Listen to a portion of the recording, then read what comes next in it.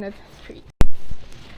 Annabeth Dorsey Johnson, stop shoving your damn doll in your father's face at once, her mother ordered, peering back at her daughter, Annabeth. With her dark brown eyes, Annabeth pouted, throwing her doll, Charlotte, at her father, which caused him to swerve. Annabeth, are you trying to get us killed? Her father yelled gruffly, looking back at her. Do not. Ah!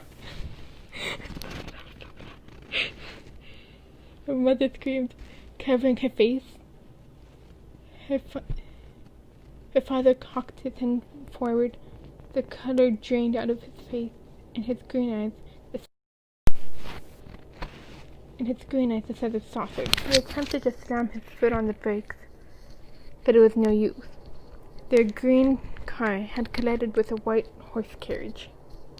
Her mother was thrown onto the coarse brick road. Her father's corpse was thrown forward, slamming his head against the steering wheel and then over the low seat, napping quietly. Annabeth was thrown from her raised seat to over the bridge.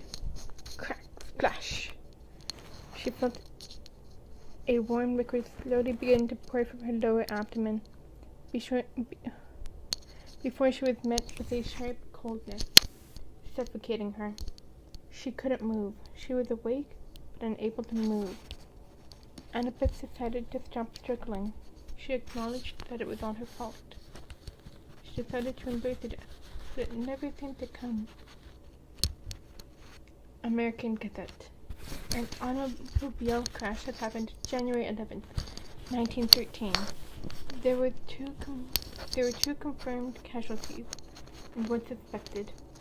Their identities are identified as Ellen May Williams and Arthur Johnson.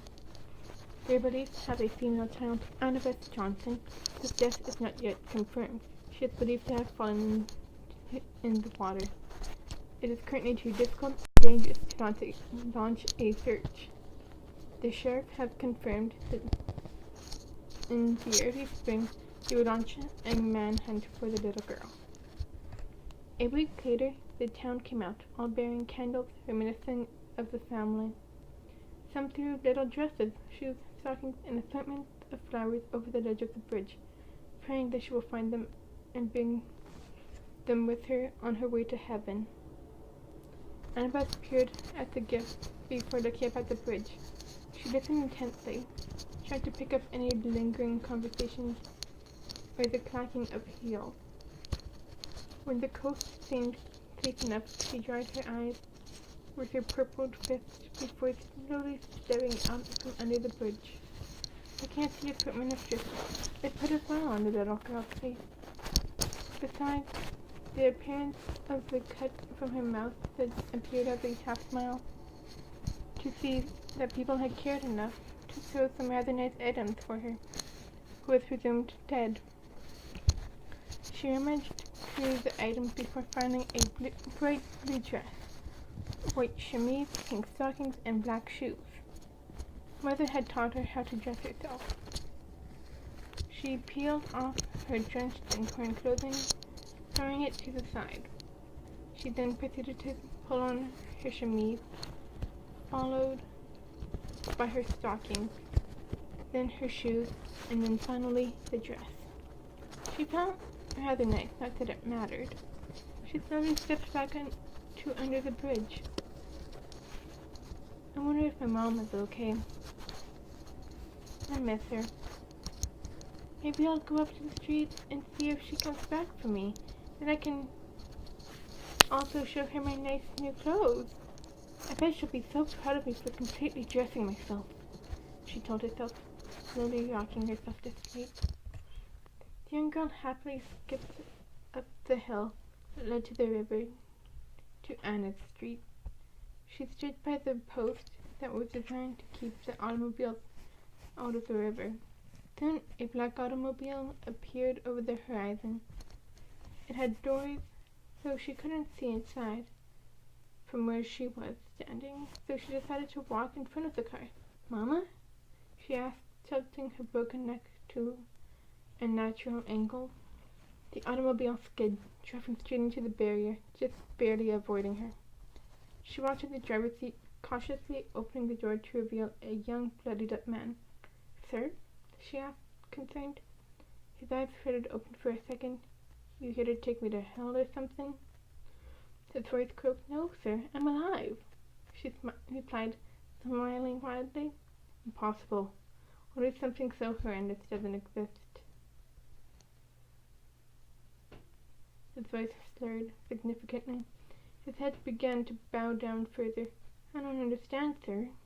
She reached out to try and get him to stay up straight. "Bloody hell. Don't touch me." His final words before his eyes relaxed. His hands slid loosely out of the seat and his body finally collapsed against the leathery, bloody seat. I'm sorry, sir," she wailed, tears pouring from her eyes. She dreadfully walked back to under the bridge, dragging her feet against the street, scuffing up her new shoes. She began rocking back and forth, trying to calm herself, but every thought of his body indented itself more and more into her thoughts. "Am I really a being from hell? Is that why I'm here?" she croaked out, slowly crawling to the river. She looked down at herself, and her eyes became the size of saucers. Her dark green eyes turned into dull blue ones. Half of her mouth was slit. A shard of glass lingered in the fresh wound, which she picked out and threw onto the ground. And chunks of her hair were gone, leaving a bloody burn scar, not to mention her messy, water-soaked hair and her clothes, as she had just realized were soaking in her own blood. I am a monster," she stuttered out, brushing her frostbitten fingers along all of his scars and injuries.